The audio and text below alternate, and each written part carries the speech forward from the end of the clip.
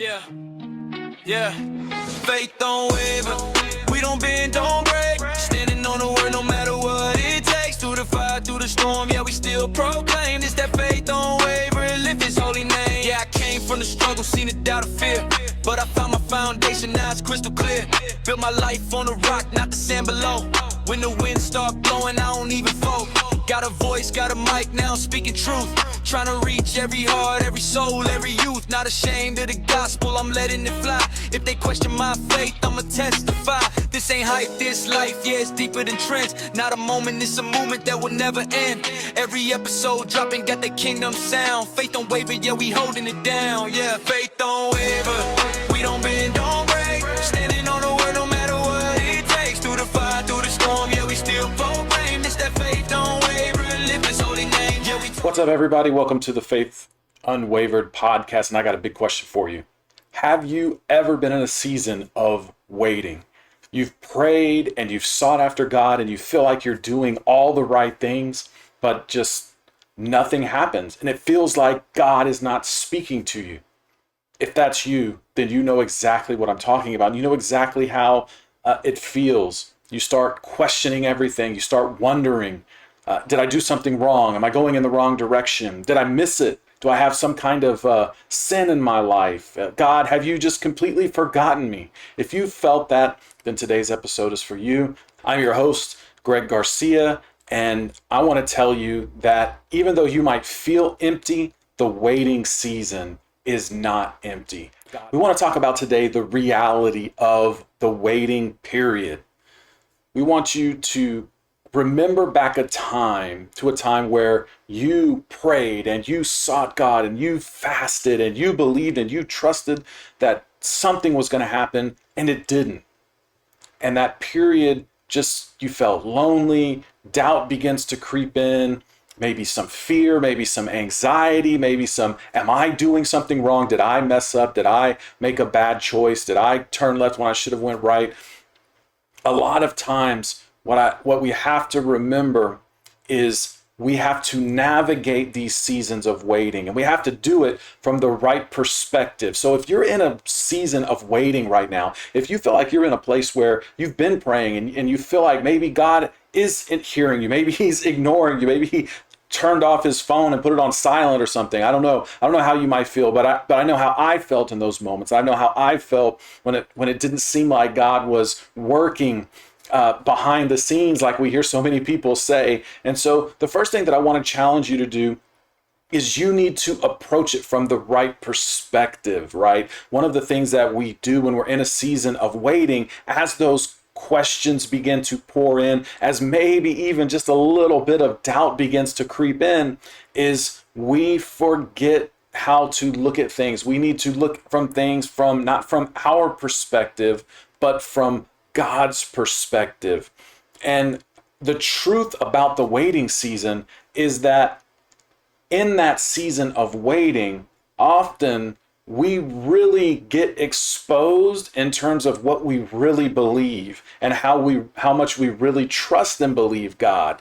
That is one of the most painful parts of the waiting season, or those moments of unanswered prayers, right? It really begins to expose what we really feel and how we really feel and where our faith really is, maybe where our journey and our relationship and our trust in God really is. And because look, if we're honest, we don't struggle with God saying no. We struggle really when he says nothing. I would much rather get a no from God, hey, closed door, this isn't the right direction. You need to do not pass go, do not collect $200. I would much rather get a firm no than I would just oh man, I'm waiting. I'm trudging through the unknown. What's the next step in my life? What's the next stage in my life? And for those of you, again, I shared on the previous podcast, I've been a teacher for the last 5 years of my life. I was blessed to be able to teach Bible and teach history and coach basketball. And for a lot of you guys that might not know, the school that I worked at for the last several years sold to another school and it closed. And so for a lot of us there at Faith West, at the school, we were just stuck wondering, what's the next step? Are we going to get a job with the new school? Are we going to get a job somewhere else? Some of us were wondering, are we even going to get another job? Who knows, right? The market out there is pretty competitive if you're out there looking for a job. And so, as you're just going through that waiting period, you're wondering, when am I going to get a call back? Lord, I need a job. Lord, I got a family. And all those questions just start to go through your mind. But really what it does is it kind of puts into perspective where our mindset is and where our heart is, right? Do we have the faith that we really say that we have in God? So what we've got to do in those moments is we've got to rethink it, right? We've got to realize that what we think doesn't always match up with what God is doing. Man, I want to say that again. What we think isn't always matched up directly with what God is actually doing in our life. We think it's not working. We think I missed it. We think maybe God is saying no, when really what God is saying is he's saying, wait, give me some time. Let me line some things out. Let me utilize this season in your life to reveal to you where your faith and where your trust in me really is. I felt that, and I say that not from, but I say that from experience. I say that from experience. Isaiah chapter 55 kind of gives us a hint into what God does. He says, my thoughts are not your thoughts. This is where we get it wrong. We ascribe how we feel and how we think it should happen and how we think things should work out to what God is doing. And again, a lot of times the reality of it is that doesn't always line up to be the exact same. Sometimes it doesn't line up at all. And so when our expectations are here, but God is leading us somewhere over here, that is really becomes like the devil's playground, where he begins to speak to you and tell you, oh, you're messing up. You're in the wrong place. You moved to the wrong area. You live in the wrong home. You married the wrong person. You've got, the enemy really can come in and just start to try to chip away at all of these things that have been actively been a blessing in your life. And you start to question because you're wondering, God, where are you? God, where's my answer? God, what direction am I going? But again, we've got to reframe how we look at it and remind ourselves that what we think doesn't always line up with what God is doing. Sometimes we need to let things just rest, right? We need to just let things sit for a little bit. Because what feels like delay to us, the truth is it's often divine timing, right? It's divine timing. God has a plan. God has a plan. And I feel like some of you might need to hear this. God has a plan. He has a purpose for your life. And you are going in a direction. God is moving you, even though it feels like the boat is just floating aimlessly in the middle of the sea. There is an undercurrent that you don't see. There is a wind that sometimes you might not even feel that is guiding your life. Even though it seems like everything around you, nothing is changing, nothing is moving. You might wonder, am I growing? Am I declining? What's happening right now? I want to tell you that God is working. Transition is a tough place for anyone and everyone that's been there. So it's not that God is ignoring you. If it's not that God is ignoring us, if it's not that God has just gone radio silent, then what is he actually doing? And that is something that I think would do us all some good when we're in these seasons of waiting, is to take a moment and pray, God, what are you doing in my life right now? What are you doing in my family right now? Maybe it's a career issue. What is God doing in your career? What is God doing in your ministry? What is God working out and doing some things that you might not see? What God does during those seasons of waiting is he builds. God builds. While we're waiting, God is building. He builds our character through our patience, through maturity, and through discipline, right? These are three things that are inherently important for all of us that follow God. We need patience. And I know the old adage is don't pray for patience. But when I read my Bible, everything that we go through builds what? Patience. It builds patience on the process that God is working us through. And through that patience, we find that we mature spiritually, we mature mentally, and we mature as people and followers of God. And so the waiting period builds that patience, it builds that maturity, but it also teaches us discipline, because here's what happens. We still need discipline, right? Because discipline steps in when faith begins to lack, right? Discipline steps in place of our inability to move forward. God's not answering me, so I'm just gonna give up and throw in the towel. But a disciplined person says, God's not answering me, but you know what? I'm gonna just keep moving forward. I'm gonna keep putting one step ahead of the other. I'm going to keep going to prayer meeting. I'm going to keep studying my Bible.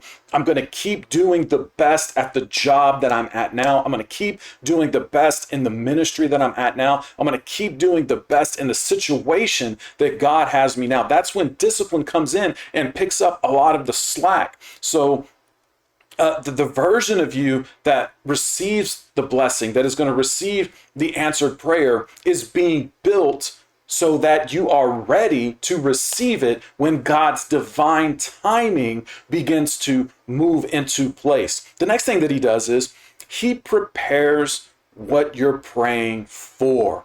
Believe it or not, hamburgers aren't made in 2 seconds, right? Great meals aren't prepared. They used to have these Hungry Man dinners, and I used to eat them. And the thing was, my friend that I used to work with, he used to make fun of me. He used to always laugh because that's what I always had. But the thing was, you could pop it in the microwave. In a minute, you've got some roast beef, you've got some mashed potatoes, you've got some carrots, and it's ready in a minute. But the reality and how God works is, God is a master chef, guys. He is working to perfection the things that he has in store for you. And he wants it to be laid out so that when you do achieve it and you do step into that promise, that answered prayer, that everything is prepared to his plan and his purpose. And again, that goes back to our thinking. We want God to prepare the meal how we want it prepared, right? I would like this. I want pizza. I want extra cheese. I want chocolate dessert, and all these things, right? We have this vision of how we want it. But again, sometimes our vision of what's being prepared for us does not line up with God's. So we've got to make sure that we allow him to do it. He is preparing the very thing that you're waiting for. You're not the only moving piece, right? We're not, I think sometimes we get so self-centered that we think everything is just revolving around us. The kids would call it main character syndrome, right? I'm sure you've heard that before, right? You got the main character energy. You thought you were the main character. The truth is, guys, and I wish we could all get a hold of this. We are not the main character. God is. God is the main character. He has a purpose on this earth, and we are designed and created to fulfill and work that purpose, right? And it's up to us to accept that plan and that purpose that he has laid out for us. God is aligning people. God is aligning timing. God is aligning opportunities. So it's not always about me or you, but it's about the big picture, the big scope of what God is trying to do. So you're waiting on it, but it's also that it might be waiting for you, right? So God builds character. He strengthens our patience. Our maturity grows. Our discipline is revealed. Our heart is revealed. He prepares the things that are to come. And he also deepens our faith. Because listen, when you're in a true season of waiting, the best thing that you can do is let go. Let go. Take less control of your situation. When we get into situations like that, our hard-rooted human flesh usually wants to take more control, right? We want to do and push this place and force this piece in here and force this door open and force this window closed, right? Those are the types, that's like our human nature. That's how our human nature reacts to this. But what God is saying is he wants us to take less control so that we have more room to trust in him and trust in what he says and trust in what he wants to do. Because what we perceive our suffering, God looks at perseverance, which builds our character, which leads us to a higher level of hope and faith in what God has in store for us. We look at that waiting period almost like it's suffering because it's not happening in our timing. But God is teaching us perseverance in this time too. He's teaching us how to persevere. He's teaching us and growing us in our maturity, in our discipline, in our patience. He's preparing all the things around us. He's preparing our character. And it's through this that we get hope. God is more concerned with who you're becoming than what you're getting. Okay? God is more concerned with who we are than what we're getting and what we're going to. And that's something that I think we have to remember. God is working on us as individuals. Again, he's building our faith, our patience, our discipline, our maturity, our faith, our trust in him, our willingness to let go of things when our life seems like things are not moving quick enough. These are the things that we've got to remember, because this is what happens in those seasons of waiting. It's not that God forgot you. It's not that God has ignored you and put his phone on silent. It's not that you are messed up or you're doing something wrong or you made a bad choice somewhere down the line. Most of the time, what it is you are in a season of waiting, which means that you are in a season of growth, maturity, discipline, patience, perseverance. And through all those things, God is going to build your trust in him so that when the time comes and everything is prepared, that beautiful meal that God has in store for you, like I was talking about earlier, you're going to be prepared, and it's going to be prepared to perfection for it to be utilized, not for our good, but for the good of the kingdom. See, this is another thing. We think our ship tows the line, but the truth is we are not, what our part is not bigger than what we're a part of. Our part is not bigger than what we are a part of. What we are a part of is the kingdom of God, and that supersedes and goes beyond anything that you and I will ever do. If the Lord doesn't come back in our lifetime, there are going to be people ahead of us that do great things. There have been people behind us that have done great things. There are people all around us that have done great things, right? For the kingdom of God is what I'm talking about. So again, our part is not bigger than the whole, right? Than what we're a part of. I need you to not quit. If you are in a season of waiting, I need you to not quit. I need you to not compromise. I need you to not try to force outcomes. I need you to not settle for less. Do not do these things. First of all, don't quit, right? You know, one of the things that I tell the student athletes that I've had the opportunity to coach, and I've even said this to my students, that old saying, quitting is not an option, that is the biggest lie in the world, because the truth is that quitting is an option. I've said this before on that podcast. Quitting is an option. In fact, it's the easiest option, to just throw in the towel, to just give up, to just go back and just throw in the towel, sit in the corner and feel sorry for yourself. I want to challenge you though. Don't quit. Don't give up. Persevere and see what God is going to do. And here's another thing. Don't compromise. Don't compromise your morality. Don't compromise your character. Don't compromise your expectations because you're tired of waiting. How many times have you went out to make a big purchase and you bought something and then you realize, oh man, I should have waited a little bit longer? You know, it always seems like that happens, right? You go out and you make a big purchase, you buy a new fridge or something, and then the next month it's on sale, right? Well, it seems like it works out like that. But if we would just be patient, a lot of times we would just not get in such a hurry and not settle, not compromise our expectations. I'm telling you, this is going to help you. Don't force the outcomes. That's part of letting go, right? Don't make it happen, right? Let God make it happen. Because when God prepares the meal, it's going to be perfect. Don't make it happen yourself. Don't expect the 1-minute microwave preparation. Be in it for the long haul, and don't force those outcomes and try to make things happen on your own. Don't settle for less than what you know God has for you. Don't settle for less than the thing that God has put in your heart, the vision, the goal that God has given you. Don't settle for less than that. This is the biggest thing. One of the biggest things that I think another thing that we need to hear. Don't settle. Just don't settle, right? Don't settle. No matter where you're at, wherever you're at in your life, don't settle for anything.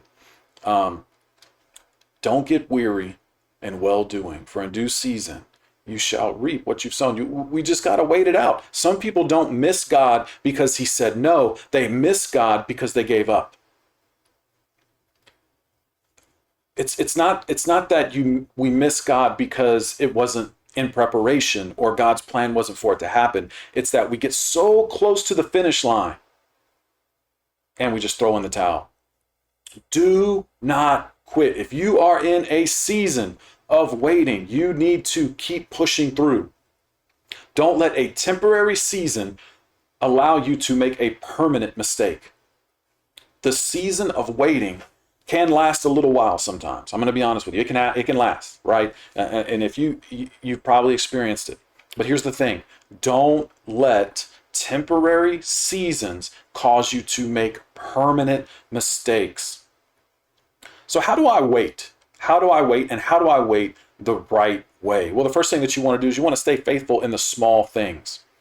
What you do daily matters more than what you want eventually, right? If you can't be a good steward for the things that you have right now, what God is preparing for you in the future, you're going to end up having to wait and wait and wait. So no matter where you're at, maybe you're waiting for the promotion, maybe you're waiting for the raise, maybe you're waiting for a door to open.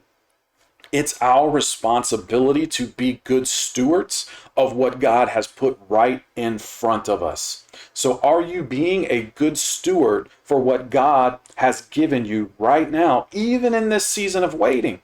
That is very important. We've got to stay faithful to the small things. Here's another thing. We got to stop comparing timelines.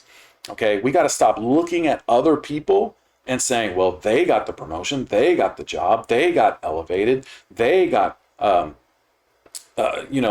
new house, they got married before I, whatever it is in our mind, those things will torment you to a place that you're full of anxiety and doubt and fear. Don't compare other people's timeline. You are in a journey that is handcrafted for you. I am on a journey that is handcrafted for me. I heard a preacher put it like this: our journeys are like tailor-made suits. They are made and fitted to us. And so we can't look at other people's journeys. We can't look at other people's timelines and expect ours to match up, because we're all different.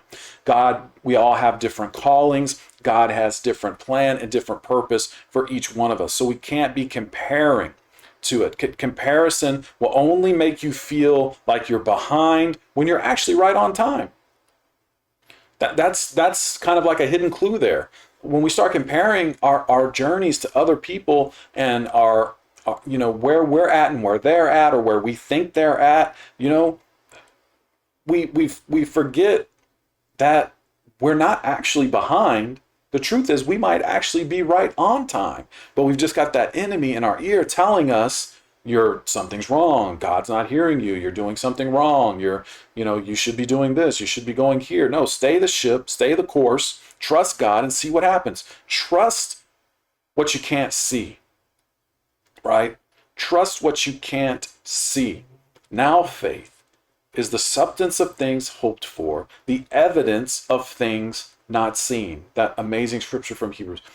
Now faith is the substance of things hoped for, the evidence of things not seen. So that means that my faith carries me when things don't look like I feel like they should. My faith takes the place of the evidence that I'm looking for change, or that I'm looking for growth, or that I'm looking for promotion. I might not see the growth. I might not see the promotion. I might not see the change, but my faith comes in and it takes the place of that, because I know I've got a word from God. I know I've got a promise from God. Just because you don't see movement, again, it doesn't mean that God isn't working. If you're in a season of waiting, just because you don't see movement, it doesn't see that God isn't working. It doesn't mean that God isn't working.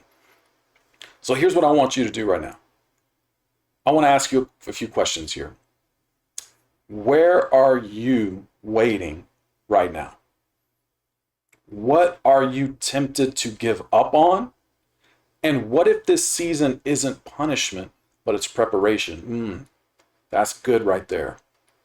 What you might be looking at this season of waiting like it's a punishment, like you are reaping something that you sown way, way back before, when the truth is, it's not punishment, it's preparation. God does not make you wait to punish you. You know, a few years ago, they shifted kind of the way, you know, in sports, one of the big things is conditioning, right? We need conditioned athletes. We make our athletes run. And we tried to shift away from allowing our athletes to look at running as punishment. Running is not punishment. The running is the work that we put in to prepare for the game, right? And so that time of running and that time of pushing yourself, even when you don't feel like it, that time of persevering when it seems like nothing is moving, that time of continuing to put one foot in front of another, that is not punishment. It is preparation. Delayed doesn't mean denied. Let that sink in. Delayed doesn't mean denied. And I know you've heard that before. I've heard it before. This is not some new concept or new cool phrase that I came up with my own. It's out there, but we need to hear it. And sometimes you need to hear it. Sometimes I need to hear it. Delayed does not mean denied. It just means God isn't finished yet. God isn't finished yet. If you're in the waiting season today, I hope that you will get something out of what was being said today. I hope something that I said was a blessing. Delayed doesn't mean denied. Keep putting those your foot and one foot in front of the other. Persevere. Let God continue to grow you in your patience. I promise you, God has a plan. He's preparing it even though you don't see it. Don't give up. Don't quit before you hit the finish line. You're almost there. Keep on going. Thank you for joining us for Faith Unwavered. If this episode has been a blessing to you, I would really appreciate it if you give it a like and a comment and maybe a share down the road. It really helps us get out there. My whole goal and purpose of doing this is trying to inspire those that might come across any one of these videos that I'm doing. And so if you could help me by sharing it and liking it, I would really appreciate it. I'm Greg. Thank you for joining me. This is the Faith Unwavered podcast. Please continue to pray for me, and I'll be praying for you.